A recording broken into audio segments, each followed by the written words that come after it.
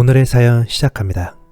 이 글은 나의 일생이며 태생이 넉넉지 못한 대한민국 어느 중년의 보편적인 일생일지도 모른다. 나는 1970년 중반에 태어났다. 내 기억은 6살 즈음부터다. 당시 보통의 가정이 그러하듯 나는 찢어지게 가난했다. 우리 집은 대문 하나에 4가구가 사는 다가구 주택이다. 철대문을 들어서면 마당에 수도 하나가 있고 그 수도 하나를 둘러 4개의 집들이 마주보고 살았다. 방 하나에 작은 부엌 하나가 딸린 가난한 가족들이다. 우리 식구는 나, 엄마, 형 3명이 살았다. 아빠는 어떤 이유에선지 본 적이 없다. 이사를 몇 번이나 다녔다. 그 전의 집들도 지금의 집과 다를 게 없었다. 어릴 적 기억이 나는 집은 막걸리를 파는 허름한 가게였다. 아저씨들이 자주 와서 노란 주전자에서 하얀 물을 따라 마셨다. 어느 날 할머니가 곶감을 사오셨다. 주방에서 밥비라고 계신 엄마한테 곶감을 빼달라고 했다. 바쁜 엄마는 본의 아니게 날 살짝 밀쳐냈고 그 바람에 난 펄펄 끓는 물에 팔을 담그고 말았다. 너무 뜨겁고 아팠다. 팔에 보기 흉한 화상 자국은 아직까지도 가난의 흔적과 함께 아릿하고 선명하게 남아있다. 추운 겨울이다. 당시 최고의 놀이는 꽁꽁 얼어붙은 논에서 친구들과 썰매타기였다. 귀가 아플 만큼 추웠지만 시골 동네 겨울 최고의 놀이터다. 신나게 놀고 먹는 밥은 찬이 없어도 꿀맛이다. 점심은 늘 묽은 된장찌개와 김치가 전부였다. 지금은 흔한 치킨과 피자는 생김새도 상상하지 못했다. 화장실은 밖에 있는 푸세식이다. 전기가 안 들어오는 건 기본이고 밤에는 깜깜하다. 무섭기도 하고 냄새도 난다. 한 번은 쪼그려 앉다 다리가 저려 자세를 고쳐 앉다가 그만 발을 헛디뎌 똥통에 빠졌다. 내 다리는 똥들로 떡칠이 되었다. 너무 놀라서 울지도 못했다. 엄마는 나를 보고 놀라면서도 화가 나셨다. 화가 나신 엄마는 나무 회초리로 나를 때렸다. 아픈 것보다 냄새가 너무 나서 어머니께 미안했다. 뜨거운 물이 나오지 않는 우리 집은 연탄불에 물을 데워서 씻었다. 그리고 엄마는 속상하고 미안하셨는지 한참을 우셨다. 7살쯤 엄마가 놀러 가자고 했다. 나는 기뻐서 펄쩍펄쩍 뛰었다. 버스를 처음 타봤다. 버스를 타고 한참을 달리고 내린 곳은 기차역이다. 물론 기차도 처음 봤다. 기차에서 삶은 달걀과 사이다를 사주셨다. 맛있다. 아직도 그 맛은 잊을 수가 없다. 한참을 달려 내가 자란 곳에서 가장 멀리 기차가 도착했다. 우리가 가는 그곳은 얼마나 재미나는 곳일까? 내가 사는 동네보다 훨씬 큰 동네였다. 엄마는 내 손을 잡고 한참을 걸었다. 고소한 과자 냄새가 난다. 우리는 길가 리어카에서 과자를 파는 아주머니 앞에 섰다. 엄마는 나를 아주머니께 맡겨놓고는 잠깐 갔다 온다고 했다. 한참 지나도 엄마는 돌아오지 않았다. 리어카 아주머니가 나에게 말했다. 애야, 너희 엄마는 오지 않을 것 같구나. 네가 괜찮다면 아주머니를 따라갈래? 나는 무서워서 울기만 했다. 한참 뒤 아주머니는 공중전화로 어딘가에 전화를 걸었다. 잠시 후 경찰분들이 오셨다. 경찰은 내 주머니를 뒤졌다. 주머니에서 종이 한 장이 나왔다. 경찰은 나를 데리고 어디론가 달렸다. 난 처음으로 경찰차를 타봤다. 그날은 처음으로 간 곳에 처음으로 타보는 것들이 참 많았다. 10여 분을 달려 도착한 곳은 고아원이다. 나는 무서워서 울었다. 고아원에는 많은 형들과 누나들이 있다. 내 또래 아이들도 많았다. 여기 밥은 맛이 없었다. 김치와 콩자반은 거의 매일 나왔다. 가끔 외부에서 오시는 손님들이 있다. 고아원을 후원해 주시는 분들이다. 삼성전자, LG전자 등 이름이 알려진 회사에서 오신다. 오실 때마다 맛있는 먹거리와 선물을 잔뜩 사오신다. 이분들 오실 때면 우리는 치킨과 과자를 마음껏 먹는다. 그럼에도 미운 감정보다 그리움에 엄마가 보고 싶어 혼자 울었다. 8살쯤 나는 국민학생이 되었다. 원장님이 50원씩 나누어 주신다. 일주일 용돈이다. 50원이면 문방구에서 과자 한 봉지는 살 수 있다. 난 항상 논두렁이라는 딱딱한 노란 옥수수 과자를 사 먹었다. 최고의 간식은 떡볶이였다. 떡볶이는 100원이다. 나에겐 너무 비싼 음식이다. 달달하고 쫀득한 떡 양념 맛은 최고다. 떡볶이를 먹고 싶음 용돈을 모아야 한다. 어느 날 길바닥에 도너츠가 떨어져 있었다. 나는 도넛을 몰래 주었다. 흙이 많이 묻었지만 털어내고 먹었다. 입에서 흙도 같이 씹혔지만 맛있었다. 고아원 친구들은 하얀 고무신을 신었다. 너무 창피했다. 겨울에는 발도 시리고 더 부끄러웠다. 학교 친구들은 운동화를 신는 게 너무 부러웠다. 우리는 용돈을 벌기 위해 산을 많이 올라갔다. 산에서 탱자를 주워 한약방에 팔았다. 포대에 한가득 채우면 3,000원 정도는 벌었다. 탱자가 없는 날은 빈병을 주워 팔았다. 고철이나 고물도 주워서 팔았다. 이렇게 생긴 돈으로 라면과 과자를 많이 사 먹었다. 냄비가 없어 아기 분유깡통을 주워서 라면을 끓여 먹었다. 번호도 없이 연탄불에 끓여 먹었다. 끓이는데 시간이 오래 걸려 팅팅 부른 라면은 1인분이 2인분이 되는 오병이어의 기적 같은 일도 생긴다. 나는 공부를 못하는 대신 운동을 좋아했다. 체육 점수는 좋았다. 물론 다른 과목들은 형편없었다. 달리기, 높이뛰기, 멀리뛰기, 공던지기 등 거의 1등을 놓치지 않았다. 내가 제일 좋아하는 운동은 축구였다. 공부는 안 하고 운동장에서 공 차고 놀았던 기억이 더 많았다. 나는 초등학교 졸업할 때 처음 자장면을 먹었다. 졸업 선물로 원장님이 자장면을 사주셨다. 세상 너무 맛있었다.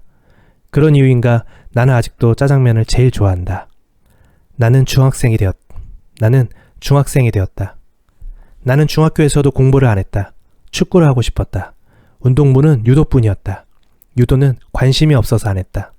나는 친구들과 친해지고 싶어서 돈을 벌고 싶었다. 중학생이 할 수 있는 일은 별로 없었다. 친구와 나는 새벽에 신문을 돌렸다. 새벽에 자전거 타고 신문 150부를 돌렸다. 새벽 3시에 나가서 6시쯤 끝이 난다. 힘들었지만 돈을 벌 수 있어 좋았다. 열심히 한다고 사장님께서 오토바이로 바꿔주셨다. 한 달 월급은 15만 원이었다. 사모님께서 달걀 후라이를 매일 해주셨다. 우리는 매일 달걀 후라이를 먹는 재미에 참고 견디었다. 고아원에서 달걀 후라이를 먹는 건 흔한 일은 아니었다. 19살쯤 나는 고아원 친구 중 한 명과 가출을 했다. 우리는 20만 원이 있었다. 우리는 기차를 타고 포항으로 갔다. 그때 왜 포항으로 갔는지는 잘 모르겠다. 남빈동 사거리 근처에서 방을 얻었다. 보증금 30만 원, 월세 15만 원짜리로 머리가 천장에 닿는 허름한 방이었다. 돈이 없는 우리는 한 달 뒤에 갚는 조건으로 방을 구했다. 나는 피자집 주방 일을 구했다. 친구는 레스토랑 주방 일을 구했다. 10시 출근 12시 퇴근이었다. 일은 힘들었지만 공부보다 재밌었다. 친구는 노래방에서도 일을 했다. 친구는 한 달 후 월급을 받지 못했다. 나와 친구는 노래방을 찾아갔다. 노래방 사장한테 월급을 달라고 했다. 그래, 알았다. 내가 지금 바쁘니까 저기 1번 방에서 기다리라고 했다. 우리는 1번 방에서 기다렸다. 잠시 후 덩치 큰 아저씨와 사장이 들어왔다. 문을 소파로 막았다. 사장은 돌변했다. 니들 가출한 거 안다. 어디 신고해봐라. 그리고 구타하기 시작했다. 덩치 큰 아저씨가 문 앞을 지키고 있어 도망도 못 갔다. 우린 아무 반항도 못하고 엄청 맞았다. 사장은 우리한테 2만 원을 던졌다. 이후 친구는 분식점 배달을 했다. 다행히 분식점 사장님은 좋으신 분이다. 월급도 잘 주시고 밥도 잘 주셨다. 사장님이 좋으셔서 우리는 고아원 친구 한 명을 더 불렀다. 이 친구도 분식점에서 같이 배달을 했다. 우리는 열심히 일하면서 재밌게 살았다. 여자친구도 생기고 좋은 이들만 생겼다. 어느 날 고아원 원장님이 수소문하여 우리를 찾아왔다. 원장님은 우리를 설득했다. 그래도 고등학교는 졸업하자고 하셨다. 특별히 이곳에 버텨야 될 이유를 몰랐고 단순히 답답해서 고아원을 나왔던 우리는 원장님의 설득으로 순순히 다시 고아원으로 들어갔다. 20살 즈음 나와 친구는 고등학교 재입학하는 대신 검정고시를 보기로 했다. 검정고시 학원을 다녔다. 밤에는 가요주점에서 알바를 했다. 가게에는 이쁜 누나들이 많았다. 나는 룸에 술과 안주를 서빙하는 웨이트를 했다. 누나들은 우리에게 팁을 잘 챙겨주었다. 기본급이 적은 대신 팁이 많았다. 여기서 일하는 누나들과 가끔씩 술을 마셨다. 다들 아픈 상처와 이유가 있었다. 학원에 내 또래 여자가 있었다. 나와 동갑이었다. 예쁜 아이였다. 사귀지는 못했지만 친하게 지냈다. 이 아이는 서울에서 할머니 집으로 내려왔다. 자세한 집안 사정은 모르지만 항상 잘 웃는 아이였다. 난 오토바이를 구입했다. 오토바이로 학원도 다니고 재밌게 학원 생활을 했다. 시험날이 왔다. 나와 친구는 떨어졌다. 서울 여자에는 합격했다. 역시 난 공부머리는 없었다. 그렇다고 막 멍청한 머리는 아니었다. 이후 나와 친구는 방송통신고등학교를 다녔다. 한 달에 2번 일요일 등교를 했다. 우리 또래와 아저씨 아줌마들도 많았다. 2년을 다녀서 고등학교 졸업장을 받았다. 나는 고아원 선배와 포장마차를 개조해서 붕어빵 장사를 시작했다. 장사는 그럭저럭 되었다. 그만두기 전 붕어빵과 오뎅을 잔뜩 구입했다. 고아원에 가서 아이들과 배 터지게 먹었다. 그리고 트럭은 팔았다. 그 다음은 길거리에서 군고구마 장사를 했다. 생각보다 군고구마는 돈이 안 되었다. 춥고 화장실 가는 게 힘들어서 오래 하진 못했다. 나는 집이 없다. 수입이 없으면 안 되는 상황이다. 보증금 100만 원에 월 30만 원짜리 단독주택 옆에 딸린 단칸방에 살았다.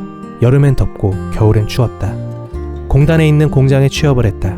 주 6일 8시간 근무, 기본급 80만 원이었다. 특근을 안 하면 돈이 안 되었다. 나는 웬만하면 잔업 특근을 뛰었다. 그래야만 120만 원에서 150만 원 받았다. 반값 내고 이것저것 빠지면 남는 게 별로 없었다. 첫 월급을 받았다. 나는 친구와 후배와 여행을 갔다. 친구 차를 빌렸다. 크레도스라는 차였다. 나는 신호를 못 보고 횡단보도에서 사람을 치었다. 병원으로 데리고 갔다. 팔뼈가 살짝 골절이 났다. 나는 차를 빌려준 친구에게 피해를 주기 싫었다. 개인 합의 보기로 했다. 1천만 원의 합의를 받다. 내가 신호 위반을 했기 때문에 합의서를 작성했다. 나는 1,000만 원이라는 큰 돈이 없었다. 매달 100만 원씩 갚기로 했다. 지옥의 1년이었다. 쌀밥보다는 라면만 먹고 산 날이 더 많았다. 나의 첫 직업은 마이너스 통장과 함께 시작되었다. 나중에 알았지만 보험 처리하면 되는 일을 사회 물정에 어두웠던 나는 일을 어렵게 처리한 것이다. 23살쯤 친구의 소개로 나는 레스토랑에 취업했다. 공장을 그만두고 이직을 했다. 밥도 팔고 커피도 팔고 술도 파는 곳이었다. 10시 출근 새벽 2시 퇴근이었다. 살인적인 노동시간이었다. 월급은 120만 원 받았다. 시급으로 따지면 2,800원이다. 내 가게를 차리는 게 꿈인 나는 참고 일했다. 회사와 또 다른 재미가 있었다. 그런데 주방장 인성이 완전 거지다. 지 맘에 안 들면 소리 지르고 화내고 지 맘대로다. 주방장 때문에 관두는 직원도 있었다. 날 소개시켜준 친구도 이 주방장 때문에 그만두었다. 다행히 홀 지배인 성격은 좋았다. 새벽 2시 늦게 맞춰도 우리는 모여서 술을 자주 마시곤 했다. 술 마시면서 게임을 많이 했다. 레스토랑은 항상 손님이 많았다. 우리 동네에서 제일 큰 가게였다. 추운 날이었다. 바쁘게 주말 영업을 하고 있었다. 알바생이 나에게 쪽지를 건넸다. 쪽지에는 전화번호가 적혀 있었다. 일 마치고 전화 주세요라고. 궁금했다. 어떤 여자일까? 번개처럼 마감을 치고 전화했다. 가게 앞 골목 닭꼬치집으로 오세요. 여자 2명이 있었다. 같이 술을 마셨다. 쪽지를 준 여자가 먼저 말했다. 그쪽이 괜찮아 보여서 먼저 작업 걸어요. 여자 1명은 먼저 일어났다. 일부러 자리를 비켜준 거였다. 우리는 친해졌다. 어느 날 우리 집으로 가고 싶다고 했다. 그 뒤로 여자는 우리 집에 자주 놀러왔다. 그러나 어느 날 내 지갑이 없어졌다. 여자는 연락을 안 받는다. 카드 내역서가 날아왔다. 1,000만 원을 긁었다. 현금 서비스도 받았다. 나는 등에서 땀이 났다. 그때는 알림 문자 서비스를 안 해서 전혀 몰랐다. 뒤통수를 시계 맞은 느낌이다. 내 통장은 또 마이너스가 되었다. 24살. 나도 주방장이 보기 싫어 레스토랑을 그만두었다. 친구가 일하고 있는 자재상에 취업을 했다.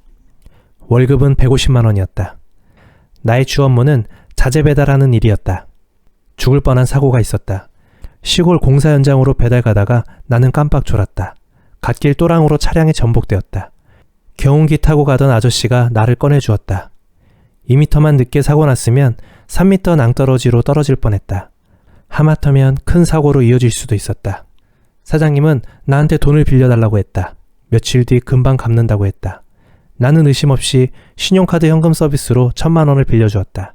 이틀 뒤 돈을 더 빌려달라고 했다. 은행으로 갔다. 내가 보증을 서고 1,000만 원을 대출받았다. 사장님은 내 돈을 갚지 않았다. 차일피일 계속 미루고 나를 피했다. 사장님은 몇 달이 지나도 돈을 갚지 않았다. 나는 일을 그만두었다. 그 뒤로도 돈은 못 받았다. 나는 빚이 있는 상태이고 당장 해결할 능력이 안 되었다. 하루가 멀다 하고 독촉 전화가 왔다. 나는 다시 공장에 취업을 했다. 다달이 빚을 갚아가면서 살았다. 총무과에서 나를 불렀다. 은행에서 내 월급을 차압한다는 서류를 보여주었다. 카드값과 은행 보증 서준 게 터진 것이다. 나는 월급 50%를 차압하는 서류에 서명을 했다. 눈앞이 깜깜했다. 그 사장은 내 전화를 계속 피했다. 내용 증명서를 보내도 소용이 없었다. 50%의 월급으로 한 달 한 달 힘들게 버텼다. 내가 힘들게 번 돈을 더 이상 빼앗기기 싫었다. 나는 공장을 그만두었다. 전에 일했던 레스토랑으로 다시 갔다. 그 승질 더러운 주방장에 나갔다고 했다. 다행이었다. 레스토랑에서의 월급은 차압당하지 않았다. 이제 숨통이 조금 트였다. 주말에는 여대생들 알바가 온다. 3명의 알바가 왔다. 여대생들 오는 주말은 가게 분위기가 좋았다. 그중 한 명의 여대생에게 나는 장난을 많이 쳤다. 공부도 잘하고 착하고 일도 잘했다. 대전에 있는 의과대학 간호학과에 다니는 학생이었다. 나는 친해보고 싶어졌다. 고등학교도 졸업 못한 내가 대학생과 친해질 수 있을까 걱정이 앞섰다. 나는 조금씩 다가갔다. 여대생도 내 마음을 받아주었다. 방학이 끝날 때쯤 우리는 사귀는 사이가 되었다. 나는 쉬는 날이면 데이트하러 대전으로 갔다. 여친은 대학 졸업 후 서울대 대학병원으로 취업했다. 나는 쉬는 날이면 데이트하러 서울로 갔다. 촌놈인 나는 서울 갈 때마다 설레고 좋았다. 병원에 취업한 여친은 많이 울었다. 간호사 일이 힘들다고 했다. 조금만 버티고 있어. 내가 구해줄게. 그러나 나는 아직 신용불량자였다. 어느 날 친구한테서 연락이 왔다. 같이 일을 하자고 했다. 구미에 있는 나이트클럽이었다. 25살. 나이트클럽이라 살짝 긴장이 되었다. 직장은 문제가 안 되었다. 월급만 많이 주면 된다. 여친은 어떤 일을 하던 상관없다고 나를 믿어주었다. 친구는 나이트클럽 주방 실장이었다. 나는 여기서 술을 배급하는 바텐으로 일을 했다. 월급은 180만 원이었다. 밤의 화려한 세상도 재미있었다. 나이트의 밤은 재미난 일들이 많았다. 특히나 화장실에서 기상천외한 일들이 많았다. 몇 달 일하는 중 나이트의 사장이 바뀌었고 우리는 다 잘렸다. 친구는 레스토랑 주방 실장으로 갔다. 나는 돈가스 집에서 배달 일을 했다. 월급은 150만 원이었다. 몇 달 후 친구가 찾아왔다. 서울로 올라가자고 했다. 마침 여친도 서울에 있고 좋은 기회였다. 여친과 나는 서울에서 정착을 할 수도 있겠다고 생각했다. 친구와 나는 서울로 올라갔다. 서울 신촌에 친구 선배가 일을 하고 있었다. 5층 건물 전체가 술집이었다. 월급은 200만 원이었다. 술집 규모가 어마어마했다. 숙소는 6층에 있었다. 가게는 24시 영업이었다. 교대로 돌아가면서 근무를 했다. 잠을 깊게 잘 수가 없었다. 단체로 숙식을 하다 보니 옆에서 담배 피고 시끄럽고 그랬다. 적응하기가 힘들었다. 우리는 한 달만 하고 다시 시골로 내려왔다. 서울에 살고 싶었지만 실패했다. 여친에게 많이 미안했다. 나는 구미에 있는 작은 회사에 취업했다. 출퇴근하려면 차가 있어야 했다. 10년이 넘은 수동 액센트를 구입했다. 휴대폰에 들어가는 부품을 만드는 회사였다. 나는 여기 회사 면접날을 아직도 정확히 기억한다. 5월 5일 어린이날이었다. 사장님은 쉬는 날 혼자 나오셔서 일을 하고 있었다. 공휴일날 구직 전화하는 사람은 내가 처음이라고 했다. 나는 사장님께 부탁을 했다. 제가 현재 신용불량자입니다. 월급은 현금으로 받고 싶습니다. 사장님은 나의 부탁을 흔쾌히 받아주셨다. 너무 고마웠다. 월급은 150만 원이었다.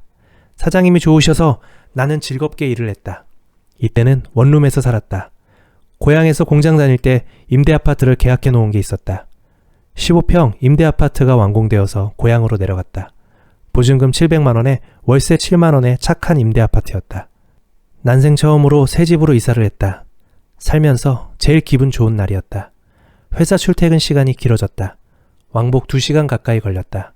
회사에서 기름값도 주셨다. 회사는 점점 매출이 늘면서 확장도 되었고 직원도 늘었다. 기분이 참 좋았다. 어느 날 아는 후배와 우연히 만났다. 넥타이에 정장 차림으로 멋있어 보였다. 나는 무슨 일을 하는지 물었다. 보험 일을 한다고 했다. 보험하면 돈을 많이 벌 수 있다고 했다. 나는 의심을 했다. 후배는 자기 통장을 보여주었다. 월급으로 300만 원이 찍혀 있었다. 보험이 궁금해졌다.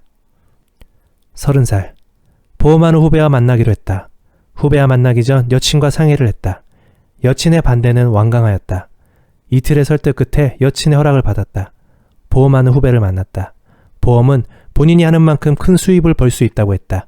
나는 다른 건 몰라도 열심히 하는 건 자신 있었다. 우리는 소장님을 만나기로 약속했다. 소장님이 점심을 사주신다. 1차 면접 같은 느낌이었다. 나는 한 달간 교육보험을 들었다. 문제는 쉬워서 합격했다. 면접을 보고 지점으로 출근했다. 연봉 1억 하시는 분도 계시고 살짝 놀라기도 했다. 처음 석 달은 회사에서 지원이 많아 월급은 200만 원 정도 받았다. 1년간은 지인들의 계약에 200만 원 정도는 유지했다. 나는 여친에게 프로포즈를 하기로 마음먹었다. 여친과 사귀면서 추억들의 사진을 모아서 동영상을 만들었다. 컴맹이라 동영상 만드는데 한 달은 걸렸다. 그리고 동영상을 틀어줄 수 있는 술집을 찾아다녔다. 나는 술집 사장님께 부탁을 했다. 사장님은 흔쾌히 허락해 주셨다. 나는 여친과 술집에서 만나기로 약속을 했다. 나는 사장님께 신호를 보냈다. 사장님은 뮤직비디오 영상을 내리고 내가 준 동영상을 틀었다. 손님들의 시선은 전부 동영상으로 몰렸다. 동영상 재생이 끝나고 나는 여친 앞에 무릎을 꿇었다. 반지를 꺼내서 여친 손가락에 끼워주면서 청혼을 했다. 손님들은 박수치고 우리를 축하해 주었다. 어떤 손님은 비싼 술을 시켜 우리에게 따라주며 덕담까지 해주셨다. 나의 프로포즈는 성공적이었다. 다음날 장인 장모님을 만나기로 했다. 제일 큰 산이 남았다. 이 산을 넘어야 결혼을 할 수 있다. 나는 어르신들 만나기 전 여친에게 부탁을 했다. 내 술잔이 비어지면 바로바로 채워달라고 했다. 맨정신으로는 말할 수 없을 것 같아서 그랬다. 너무 긴장을 했는지 이상하게 취하지가 않았다. 어르신, 저희 결혼을 허락해 주십시오. 장인 장모님은 허락을 해주셨다. 너무 쉽게 허락해 주셔서 나는 살짝 당황을 했다. 그동안 나를 좋게 봐주신 것 같았다. 우리는 결혼을 했다. 다시 전쟁터인 일상으로 돌아왔다. 2년차부터는 보험일이 힘들어지기 시작했다. 월급은 점점 떨어지기 시작했다. 서울, 오이도, 부산, 포항, 나는 전국 어디든 달려갔다. 사실 왕복 기름비와 여러 비용을 따지면 힘들었다. 어느 시점부터는 개척활동으로 신규 회원을 모집해야 된다. 개인사비로 사은품과 선물을 구입해서 마케팅을 했다. 정신적으로 물질적으로 굉장히 힘들었다. 그러나 월급은 점점 더 떨어졌다. 50만 원까지 떨어진 월급은 더 이상 올리기 힘들었다. 나는 보험을 포기하기로 했다. 아내에게 너무 미안했다. 36. 아내는 집에서 아기를 보고 있고 나는 백수였다. 새 직장을 구해야 하는데 쉽지가 않았다. 나는 한 가정의 가장이라 좀 더 좋은 직장을 구하고 싶었다. 하지만 학벌도 없고 기술도 없어 그런 직장은 못 구했다. 지금이라도 기술을 배우겠다고 생각했다. 어느 날 TV 프로, 생활의 달인 프로를 봤다. 젊은 사장님이 운영하는 고로케 가게였다. 손님이 줄을 지어 고로케를 사 먹었다. 나는 고로케를 좋아했다. 방송 후 나는 고로케 장사를 하기로 마음먹었다. 먼저 방송에 나온 서울 고로케집을 찾아갔다. 종류별로 다 사 먹어봤다. 고로케 기술이 없는 나는 제과제빵 학원을 찾아갔다. 몇 달씩 학원 다닐 시간이 없었다. 하루빨리 돈을 벌어야 했다.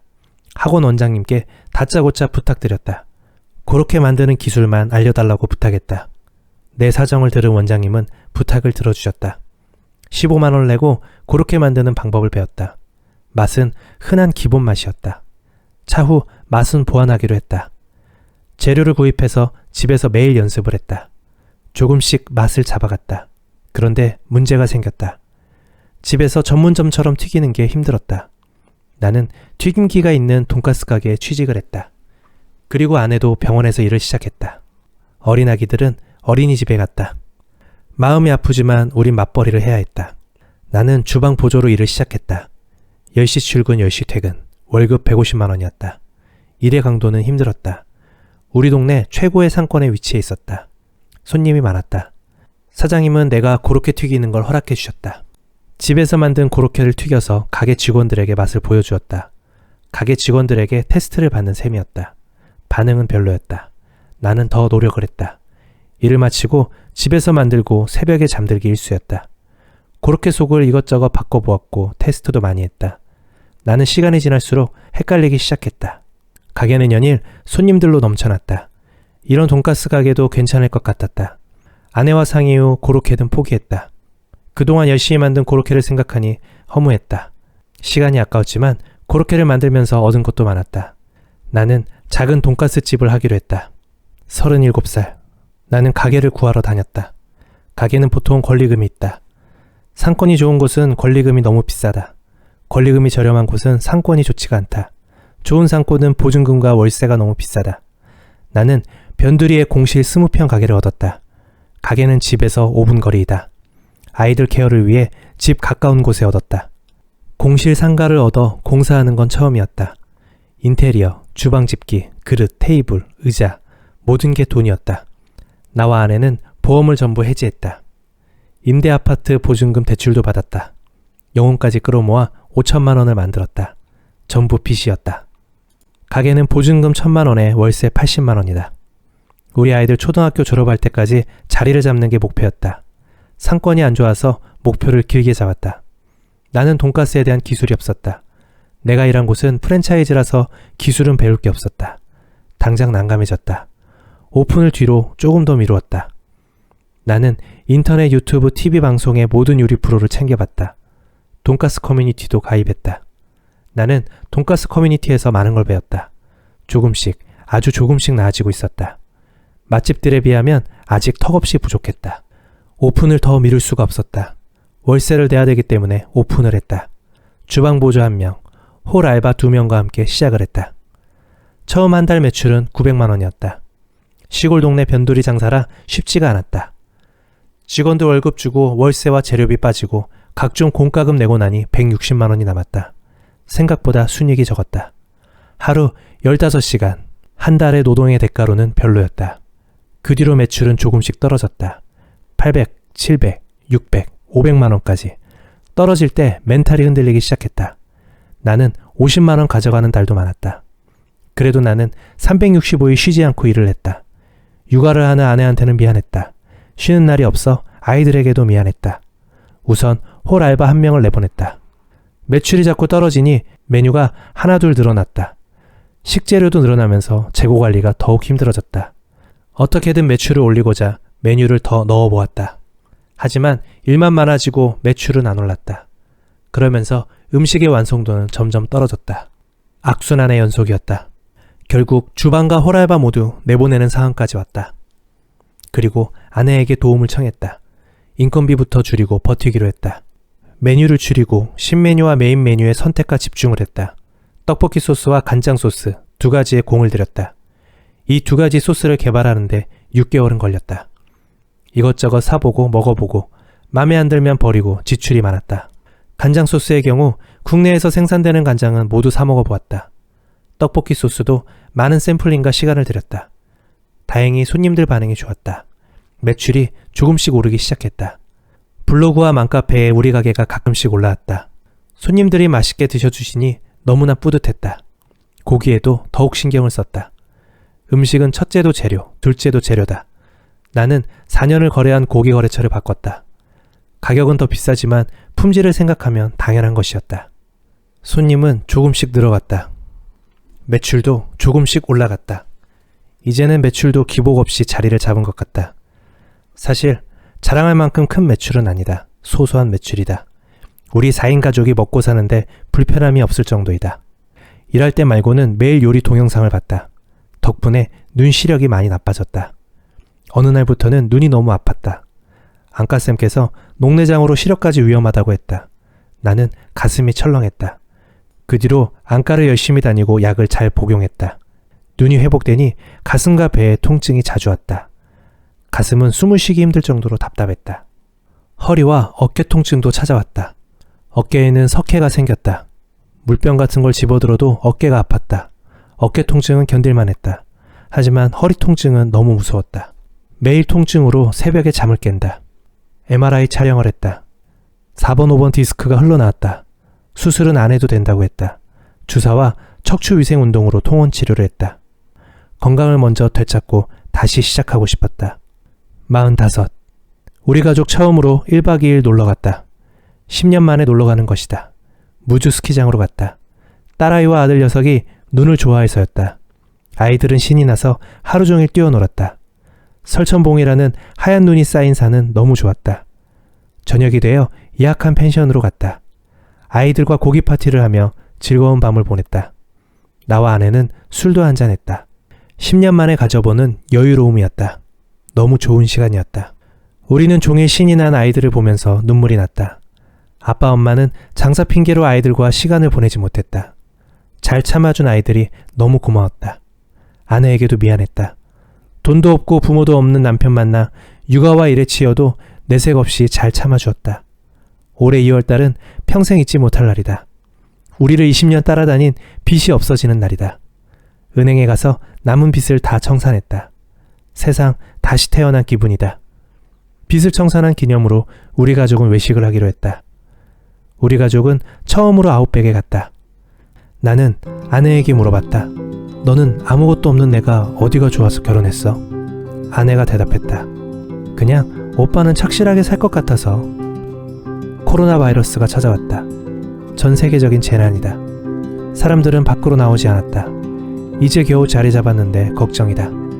모든 자영업자들이 힘든 시기를 맞았다. 전국적으로 폐업하는 식당들이 많았다. 다행히 우리는 매출이 떨어지지는 않았다. 2차 재난지원금은 자영업자들 중 전년도보다 매출이 떨어진 곳을 지원했다. 나는 매출이 조금 올라서 2차 지원금을 받지는 못했다. 아쉽지만 이 시국에 매출이 오른 게 신기하고 고마웠다. 꾸준함과 타협 없이 성실하게 운영한 결과로 보여진다. 이 글을 쓰는 지금도 코로나로 국민들은 힘든 나날을 보내고 있다. 빨리 코로나가 종식됐으면 좋겠다. 사실 두려움도 있었다. 일은 멈추지 않고 할 자신이 있었다. 다만 건강이 문제였다. 나는 드라마 미생에서 나오는 대사를 좋아한다. 네가 이루고 싶은 게 있다면 체력을 먼저 길러라. 나는 근무 시간을 줄이고 운동할 시간을 냈다. 이제는 건강이 우선이다. 돈은 그 다음 문제인 것 같다. 지금은 특별히 바라는 건 없다. 다만 나는 건강이 허락할 때까지 건강하게 일을 하고 싶다. 그리고 늘 아들, 딸 사랑한다. 그리고 누구보다 미안하고 고맙소 여보. 그리고 누구보다 미안하고 고맙소 여보. 여기까지가 오늘의 사연이었습니다. 알림과 구독 설정으로 다음 사연에서 다시 찾아뵙겠습니다. 감사합니다.